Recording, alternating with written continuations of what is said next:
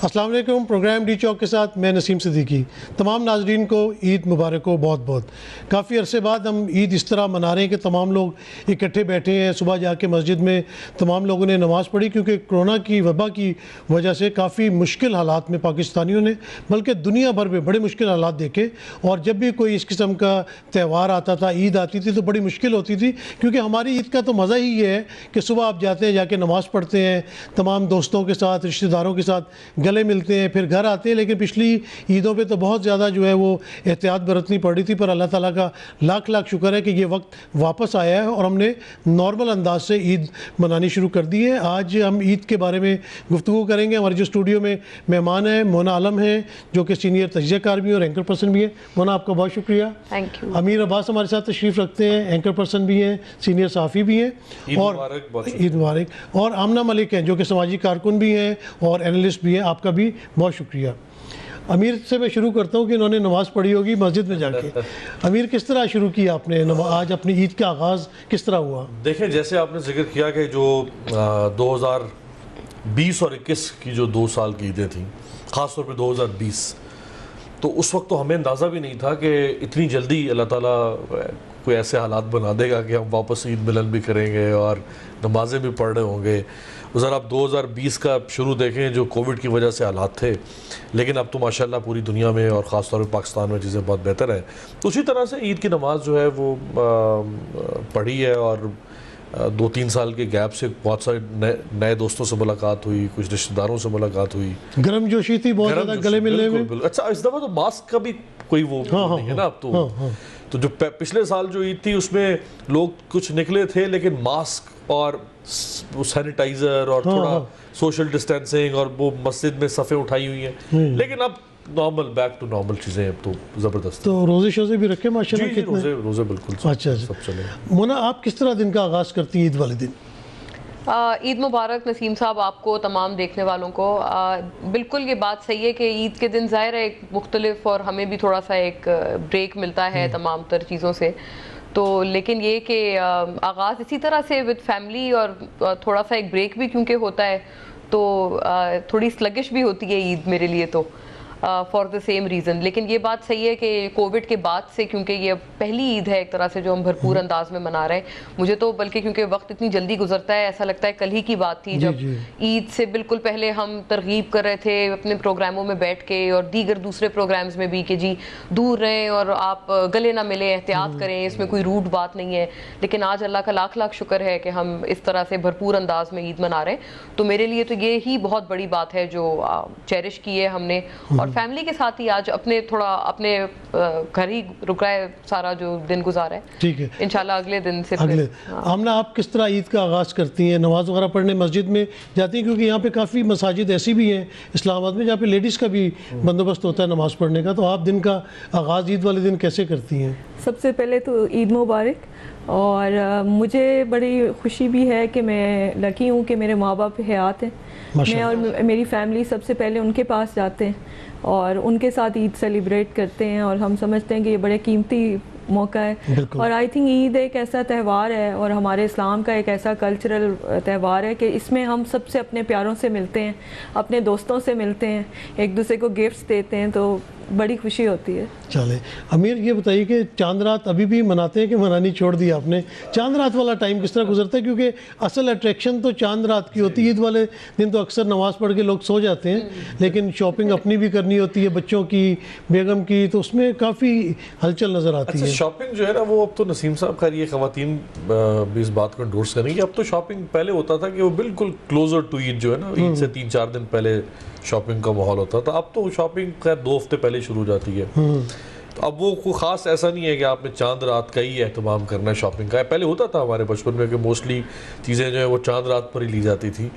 तो अब खैर उस तरह तो नहीं हमारी चांद रात, तो अब दोस्तों के साथ, जैसे आपके साथ थे चांद रात तो आपके साथ मनाई थी, तो इस तरह से अब तो दोस्तों के साथ ही गुजरता। अच्छा, वैसे चांद रात तक शॉपिंग जाती है? जिस तरह बेगम भी हमारी जो है वो शॉपिंग कर लेती है, उनसे पूछ लिया भी सब कुछ आ गया, फिर अचानक चांद रात को 10 बजे याद आती है कि ओहो, मैंने चूड़ियाँ तो उस कलर की ली नहीं जो मेरे सूट के साथ मैचिंग थी। क्यों मोना, आपके साथ भी ऐसे होता है? चांद रात किस तरह सेलिब्रेट करती है? ऐसे है कि मुझे लगता है चांद रात वाले दिन अगर आप शॉपिंग ना करें तो फिर भी इनकम इनकम्प्लीट रह जाती है। शॉपिंग की एक चीज लाजमन आपने छोड़नी होती है चांद रात के लिए। तो मैं तो ज़्यादातर मेहंदी लगाने में, मैं खुद मेहंदी लगाती हूँ, तो मैं अपने आप को, अपनी बेटी को, घर में जो मेरी मुलाजमा वगैरह होती हैं, काफ़ी एक उनमें से रुकती है, ईद हमारे साथ करती है उसको। तो इस तरह से अच्छा, मेरे हस्बैंड ने एक एक्सपेरिमेंट किया पिछले, मेरा ख्याल है ईद पे या आई थिंक लास्ट ईयर, फिर वो कंटिन्यू करता है। उसका एक फुटबॉल क्लब है। हाँ। वो मुझे कहता है मेरे पाँव पे ना इसका वो बना दो, वो जो उसका लोगो होता है ना, उससे वो मेहंदी से। तो वो एक अजीब एक एक्टिविटी हो जाती है। हाँ। और उनकी पार्टिसिपेशन भी हो जाती है। लेकिन ये बात है, चांद रात पे शॉपिंग ना हो तो ईद का कोई मजा नहीं आता। तो किस तरह की आप शॉपिंग करती हैं? मतलब ड्रेस जिस तरह लिया जाता है, फिर चूड़ियाँ उसकी मैचिंग की, फिर शूज उसके मैचिंग के, बुंदे उसकी मैचिंग के, ये सब तलाश करने में तो काफी मुश्किल पेश आती होगी। जी बिल्कुल, लेकिन ये चीजें हम थोड़ा पहले ही कर लेते हैं। जो चीज यार शादीशुदा है, शादीशुदा है ना, हमें बात पता चलता है ना जब डिमांड आती है कि भाई अभी तो चप्पलें जो है उस कलर की हमें नहीं मिली। और हमारी भाभी बहुत ही स्वीट है, बहुत ही सच अ डार्लिंग नसीम साहब की मिसेस। तो लेकिन ये कि मुझे पता है नसीम साहब भी, क्योंकि he is a very caring husband. वैसे आप शरारती वगैरह तो हैं, लेकिन you are very caring husband. नहीं वैसे तो शरारतें बहुत जो है वो मतलब अलग पैमाने की ना। हाँ, लेकिन ये कि मैं बताऊं, अमीर भी आई थिंक मुझे इसमें बेयर करेंगे कि हमारे माशाल्लाह जो हस्बैंड्स भी हैं सब, वो इतने अब प्रो हो गए हैं और उनको इतनी मतलब इतना एंडोर्स करते हैं, अपनी वाइफ की मदद करते हैं तमाम चीज़ों में, शॉपिंग छोटी मोटी, कि मैं भी मतलब अपने हस्बैंड को कह सकती हूँ कि अच्छा ये चीज़ है ना, तो तुम जाके ये ले आओ। तो मुझे इतना भरोसा है कि मैं छोटी मोटी चीज बगैर खुद भी जाए मैं उसके चॉइस पे दुपट्टे वगैरह तो हम भी रंगवा के ले आते हैं। हाँ, दुपट्टे, इयररिंग या इस तरह। आमना, आप शॉपिंग की शौकीन है? मतलब जाती हैं, टाइम स्पेंड करती हैं कि बस जल्दी से गई और जाके जो चीज़ पहले देखने में पसंद आई वो ले ली और वापस आ गई? किस तरह करती हैं? शॉपिंग का तो मुझे बहुत शौक है। अच्छा। और मैं बहुत पैसे ज़ाया करती हूँ, और आई थिंक ईद की शॉपिंग का एक अपना मज़ा होता है। मगर ये कि मैं बिल्कुल बार्गेन नहीं करती, मुझे बस जो चीज़ पसंद आती है मैं ले लेती हूँ। आप पूछती कि कितने पैसे हुए? बस ये ये अमीर लोगों की यही पहचान होती है। तो बस ये है कि मैं बस जो चीज़ पसंद हो ले लेती हूँ। और जहाँ तक चांद रात की बात है, तो बिल्कुल अगर एकदम से, स्पेशली छोटी ईद बड़ी अच्छी होती है, रमज़ान आपने गुजारा होता है, तो उसमें यह है कि खाने पीने की भी जो तैयारी होती है सुबह की, वो भी एंड टाइम पे आपको कोई ना कोई चीज़ याद आ जाती है। इसी तरह आपको पता चलता है आपका दुपट्टा जो है वो तो उधर रह गया, फलां चीज़ टेलर के पास रह गई। तो ये होता है, अच्छा होता है। मुझे अच्छा लगता है अपनी दोस्तों के साथ ईद के चांद रात पे उनके साथ जाना, बाजार से चूड़ियाँ लेनी, मेहंदी लगवाना। यही तो मेरे ख्याल से ईद के रंग है और यही खुशियाँ हैं कि जब आप पूरा एक महीना रमज़ान में गुजारते हैं, वो भी बाबरकत महीना होता है। हमारे तो रमज़ान में भी देखे ना कि बाकायदा सेहरी का इंतज़ाम होता है और अफ्तारियों का इंतज़ाम होता है, तो बड़ा एक रौनक वाला पूरा बाबरकत महीना चलता है। और उसके बाद जब असल में चांद रात में प्रॉब्लम तो उस वक्त आती है जब चांद अनाउंस ना हो रहा हो और आपको पता चल रहा हो कि अभी पता नहीं कल ईद है या नहीं है। अमीर, ये कैसी सिचुएशन लगती है जब ये पता ही ना चले? कई दफ़ा सुबह उठे रोज़ा रखने के लिए पता चला है कि तो चांद निकल आया हुआ है। तो जो कुछ होता रहा है हमारे यहाँ पिछले 15-20 साल, पिछले साल हुआ था ये ना, अचानक ईद मुबारक सारे ट्विटर पे। एग्जैक्टली। तो मैं समझता हूँ इसमें फवाद चौधरी साहब को मैं ज़रूर मैं यहाँ उन्हें क्रेडिट दूंगा कि उन्होंने वो कामयाब हुए या नहीं किस हद तक, बट उन्होंने इस टैबू को तोड़ने की कोशिश की कि भाई इसको साइंटिफिक तरीके से भी चांद को देखने की कोशिश करो। जरूरी तो नहीं कि वो 8-8 नंबर वाले। लेकिन चांद जब तक छत पे खड़े होके ना देखा जाए, आप वैसे देखा कभी आपने छत पे खड़े होके? देखते हैं, मतलब हमसाये की खिड़की की तरफ कि आसमान की तरफ? वो तो और चांद है, क्योंकि चांद देखना भी जो है ना, मतलब एक ये बड़ी अच्छी रवायत होती थी, हमने भी अपने बचपन में जैसे कि मगरिब की नमाज पढ़ के ना, अच्छा उस वक्त तो चांद बड़े आराम से नजर आ जाता था। वजह थी नसीम साहब, उसकी वजह ये थी कि मोबाइल का दौर नहीं था, इंटरनेट नहीं था, टीवी की सिर्फ पीटीवी का एक एक्सेस होती थी, तो आपको चांद खुद देखना होता था। और पोल्यूशन भी नहीं इतनी होती, पोल्यूशन जो क्लैरिटी विजिबिलिटी जो है, या फिर आपको मस्जिद कोई जो करीब है उससे कोई अनाउंसमेंट का वेट करते थे, या फिर पीटीवी का ऑब्वियसली जिन घरों में टीवी होता था, या फिर जिन घरों में टेलीफोन लगा था पीटीसीएल लैंडलाइन, तो वो फिर किसी और ने देख लिया, दोस्त रिश्तेदार ने वो फोन करके बताता था कि भाई ये मुझे तो याद है आज से 15-20 साल पहले तक। नहीं, हमें भी याद है सबको। हाँ, तो आपको तो बिल्कुल उससे भी पहले वाला दौर याद होगा। तो अब तो खैर देखिए ना, आप हर बंदे के हाथ में मोबाइल है, इंटरनेट है, अब आप कमरे में बैठ के चांद देख लेते हैं, अब ऊपर छत पे चढ़ने की क्या जरूरत है?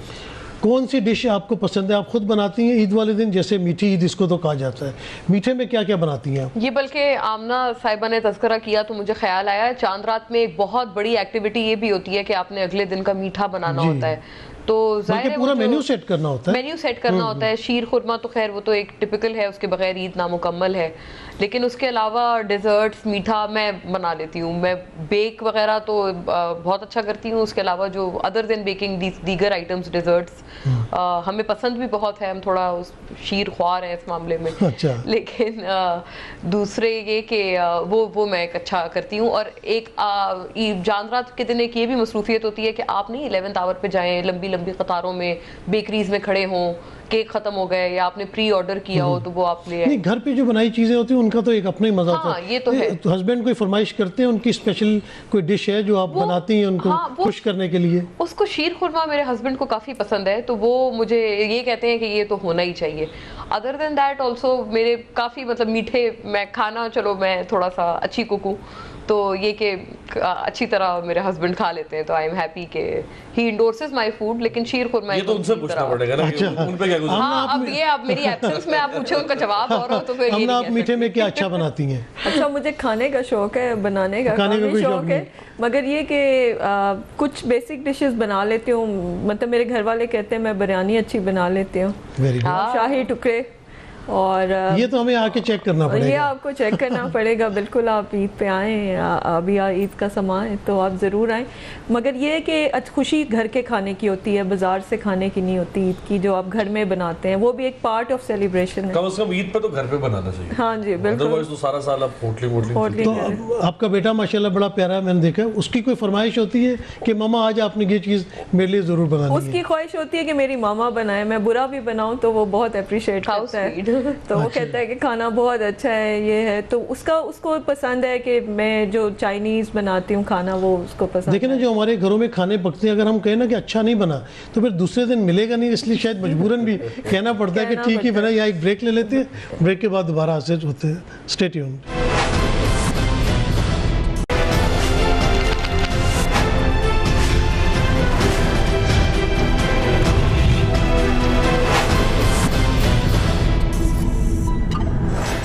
और अब कहते हैं कि मैं इसमें से बिजनेस करूंगा, तो वो जमा कर रहा है। तो मैंने कहा नहीं, तुम किसी गरीब को दो। तो अब उसमें से उसने एक हिस्सा चैरिटी के लिए रखा हुआ है, एक अपने किसी उसके लिए रखा हुआ है। बचपन में क्या करती थी ईदी? क्या उस वक्त का बताएं ना, अभी तो मैच्योरिटी ईदी मुझे अब तक बहुत अच्छी लगती है। आई थिंक ईदी एक जेस्चर है, और आई थिंक उसमें ना खलूस और प्यार होता है। और वो थोड़ा अमाउंट हो या ज़्यादा अमाउंट हो, मगर उसका वो मुझे तो अब भी बहुत अच्छा लगता है। जितना मुझे बचपन में अच्छा लगता था ईदी लेना, उतना ही मुझे अब भी अच्छा लगता है, क्योंकि उसमें प्यार होता है आपके अपनों का। तो वो मुझे बहुत अच्छा लगता है। अमीर, ये बताइए कि ईद नमाज पढ़ने के बाद मैंने तो अक्सर लोगों को देखा कि घर आके सो जाते हैं, नींदें अपनी पूरी करते हैं। आपकी क्या एक्टिविटीज़ होती हैं? बच्चों को लेके बाहर कहीं जाते हैं, कोई चिड़ियाघर वगैरह की सैर उनको कराते हैं? देखिए, हमारी तो बड़ी फुल ऑफ लाइफ ईद होती है। अच्छा। एक तो ये कि हम जॉइंट फैमिली में ईद सेलिब्रेट करते हैं, और मैं चाहूँगा लोगों को इस ईद पे मैसेज देना भी कि फैमिली सिस्टम को दोबारा से खुदारा स्ट्रेंथन करें। मेरे चचा, मेरे वालिद 5 भाई हैं, एक बहन है, तो हम अपने गांव में ईद सेलिब्रेट करते हैं। आज भी सारा दिन गांव गुजरा, आपके शो की वजह से आना पड़ा।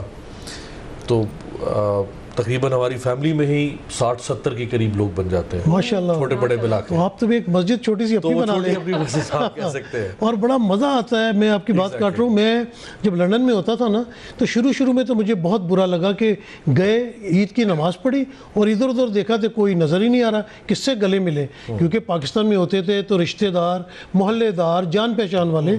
फिर मैंने क्या किया, फिर मैंने तमाम जितने फैमिलीज थी ना हमारे, उनके मैं रात को जाके तमाम जो मर्द हजरात थे, मैंने कहा मस्जिद में, एक मस्जिद में हमने नमाज़ पढ़नी है और सब ने एक ही टाइम पे पढ़नी, क्योंकि वहाँ पे 3-4 नमाजें होती हैं। तो हम वहाँ फिर वहाँ पे भी हम कोई 15-20 कज़न्स वगैरह दोस्त सब इकट्ठे हो जाते थे। तो वो आपने बड़ी अच्छी बात की कि सब लोग इकट्ठे नमाज़ पढ़ें, तो बड़ा मज़ा आता है उसमें। एग्जैक्टली। फिर हमारा ये होता है कि चूँकि हमारे गाँव के साथ कुछ और रिश्तेदार हैं, उनका गाँव है, फिर कुछ और, तो हम फिर सब इकट्ठे होके उनके यहाँ जाएंगे, फिर वहाँ से हम दूसरे गांव में जाएंगे, फिर तीसरे गांव में जाएंगे। तो यूँ फिर हम 50-60 लोग जो है वो पूरे दिन में घूमते रहते हैं। फिर शाम को और लोग हमारे यहाँ आते हैं, तो हमारा बहुत ही भरपूर किस्म की बड़ा अमेजिंग तीनों दिन इस तरह भरपूर गुजरते हैं। आप लोग आए ना कभी हमारे साथ ईद मनाए, आपको पता चलेगा। इंशाल्लाह ज़रूर। मोना, आप सारा दिन क्या मतलब, जैसे नमाज हस्बैंड वगैरह पढ़ के आ गए, शीर खुरमा खा लिया, ईदी बांट दी, उसके बाद क्या एक्टिविटीज़ होती हैं? आप लोग अपने रिलेटिव्स या दोस्तों की तरफ मिलने जाते हैं कि वो लोग पहले आपकी तरफ आते हैं? अच्छा, यही था कि जैसे आज फर्स्ट डे है, तो फर्स्ट डे थोड़ा सा हमारा स्लगिश होता है, हम अपने घर में ही ऐसा सच रहते हैं, बहुत ज़्यादा नहीं। दूसरे दिन अमूमन मैं दावत रखती हूँ और तीसरे दिन कोई हमारा कोई रिलेटिव, ये हम थोड़ा सा कर लेते हैं। अब जैसे सेकंड डे इस दफ़ा मैंने रखी है, कल मेरी तरफ है दावत, और फिर थर्ड डे हमें कहीं जाना है, तो इस तरह से हम डिस्ट्रीब्यूट कर लेते हैं। लेकिन फर्स्ट डे अमूमन थोड़ा सा स्लगिश रहता है। और हाँ, एक बड़ी इंपॉर्टेंट जो एक चीज़ एक्टिविटी ऐड हो गई है उसमें, वो ये है कि आपके पास जो मोबाइल पे ग्रीटिंग्स, ईद ग्रीटिंग्स, सबको आपने जवाब देना है, सबको जवाब देना है। I don't want to miss out on a single person के जी। अक्सर आता है ना फेसबुक पे, लोग कहते हैं thank you everybody who wished और I couldn't find time to reply to individual messages. वो मुझे थोड़ा सा वो लगता है, मैं अपनी तरफ से कोशिश करती हूँ कि इंडिविजुअली सबको। अच्छा, मेरी भी यही आदत है, क्योंकि मैं कहता हूँ जब मुझे किसी ने मैसेज भेजा है, हाँ, तो उसको इग्नोर कर देना या फेसबुक पे लिख देना, फिर मैं बेशक रात को बैठूं, फिर मैं एक एक बंदे को जवाब, भले मैं कॉपी पेस्ट करूं, हाँ, लेकिन जवाब सबको देता हूं। बिल्कुल बिल्कुल एक्सक्लूसिविटी। और मेरी तो थोड़ी कोशिश होती है कि एक मैसेज आप कोई कॉपी कर ले, फिर उसमें नाम आप बंदे का चेंज करें, लेकिन उसको अपने नाम से जरूर हाँ, एक मैसेज बना लें, बिल्कुल, हाँ, ग्रीटिंग्स का, बिल्कुल, लेकिन उसमें नाम चेंज करें जब भी हम भेजें। जी जी बिल्कुल, नाम तो अपना भेजना चाहिए। दोनों आप बता रहे हैं तरीकाकार कि आप मैसेज करते गए, अपना मैसेज बना लेना। आमना, आप बाकी दिन किस तरह पूरा दिन ईद का कैसे गुजरता है? इस्लामाबाद में गुजरता है कि गांव भी जाती है, दूसरे दिन जाती है, तो क्या एक्टिविटीज़ रहती हैं 3 दिन? बस सुबह तो यही है कि हम तैयार होते हैं, फिर जो घर में बना होता है उसको एंजॉय करते हैं, खाते हैं, फिर अपने पेरेंट्स की तरफ जाते हैं, उन्होंने भी काफ़ी एहतमाम किया होता है, उधर और रिलेटिव्स भी आते हैं, और फिर ये कि शाम को कोई ना कोई फैमिली डिनर होता है। और अगले दिन फिर मेरी ख्वाहिश होती है कि अपने गांव जाऊं और गांव में अपने लोगों से मिलूं और उनके साथ थोड़ा टाइम स्पेंड करूं। वो इंतज़ार भी कर रहे होते हैं। तो ईद जो है उसका पता नहीं चलता। और उसके बाद अक्सर हम अपनी फैमिली पिकनिक प्लान करते हैं मरी का, क्योंकि सीज़न ऐसा होता है। लास्ट ईयर भी हम मरी गए थे, इस साल भी हमारा प्लान है कि इंशाल्लाह ईद के तीसरे दिन हम मरी जाएंगे। तो मरी क्यों जाते हैं? पाकिस्तान में तो नॉर्दर्न एरियाज में इतनी प्यारी प्यारी जगह है, लोग मैंने देखा सब कहते हैं मरी जा रहे, तभी मरी चौक हो जाते हैं। एक दिन दो नारान, कागान और बड़े KPK के इलाके में बड़ी खूबसूरत जगह। चले, बात को हम कंटिन्यू रखेंगे, यहाँ पे एक ब्रेक ले लें, ब्रेक के बाद दोबारा हाजिर होते हैं।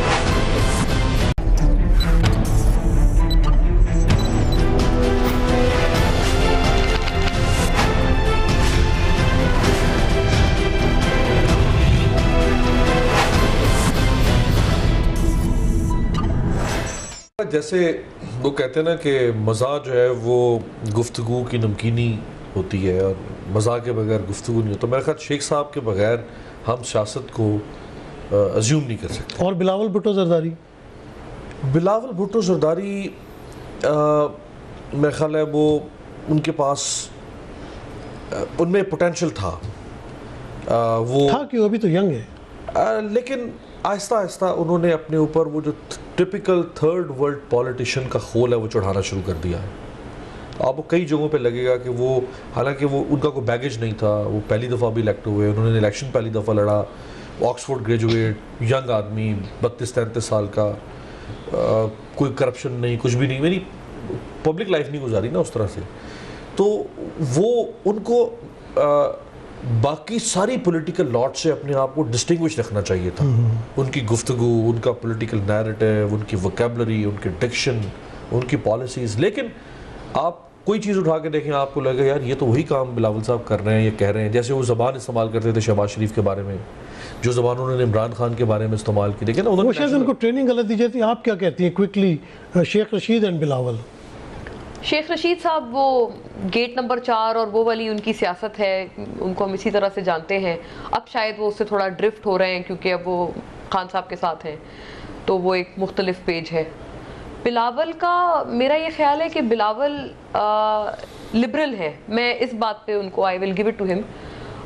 उनकी लिबरलिज्म को मैं अच्छा समझती हूँ, उसको अप्रिशिएट करती हूँ he is liberal on many fronts, और वो काफ़ी दफ़ा शायद उस चीज़ को बहुत पाकिस्तान जैसी सोसाइटी में वो बहुत ओपनली और एक्सप्लिसिटली इस बात के ऊपर नहीं करते, लेकिन ये बात मुझे उनकी अच्छी लगती है कि वो एक लिबरलिज्म, यहाँ पर लिबरल सियासत करना या थोड़ी लेफ्ट की सियासत करना वैसे ही मुश्किल है। He is doing the difficult thing, I give it to him for this. लेकिन मुझे ये अच्छा नहीं लगता कि वाकई ये जो अमीर साहब कह रहे हैं, उन्होंने काफ़ी दफ़ा अपने सियासी मुखालफिन पे वो ज़बान इस्तेमाल की है जो मैं शायद उनसे नहीं करनी चाहिए। आमना, आप क्या कहेंगी? पहले शेख रशीद साहब के बारे में कुछ बताएं, फिर बिलावल के बारे में। शेख रशीद साहब ने ये किया है कि उनको लोग देखते हैं टीवी पे बहुत ज़्यादा, और आई थिंक उन्होंने एक अपना यूनिक स्टाइल है उनका, और उसी को वो मेंटेन कर रहे हैं। मगर अभी मेरा ख्याल है उन्होंने अपना स्टाइल थोड़ा सा चेंज कर रहे हैं, तो अभी में भी हम कोई तब्दीली उनके अंदर भी देखें, उनकी सियासत में तो नहीं, मगर उनकी जो लहजा है, जिस तरह वो टीवी टॉक शोज़ में तंज़ो मजाक करते थे, अब उसमें कुछ चेंज है। पहले प्रेडिक्शंस बहुत ज़्यादा करते थे, आजकल ज़रा दूसरी तरह। और बिलावल भुट्टो का मैं समझती हूँ वो अपकमिंग लीडर है, अभी वो ग्रो करेगा ट्रायल, और उससे कुछ गलतियाँ करेगा, कुछ अच्छा करेगा, कुछ बुरा करेगा, तो उसका अभी बहुत टाइम पड़ा है, तो वो उसके बाद है। मगर उसको बहुत उसके लोग मेहनत कर रहे हैं उस पर। अभी बहुत सारी उसकी अच्छे भी पॉइंट्स हैं, नेगेटिव पॉइंट्स भी। वक्त के साथ साथ मैच्योरिटी आती जाएगी। कोई पोजीशन देनी चाहिए गवर्नमेंट में, ताकि वो उसको मौका मिले, वो कुछ डिलीवर करके दिखाए। पोजीशन तो वो अभी वापसी पे लंदन से आके हाँ, मैं भी कोई पोजीशन उनको मिल सकती है। मोना आलम, आपका बहुत शुक्रिया। अमीर, आपका बहुत शुक्रिया। आमना, आपका बहुत शुक्रिया। नाजरीन, ईद मनाएं, आप लोग भी तरह तरह के खाने खाएं, लोगों से मिलें।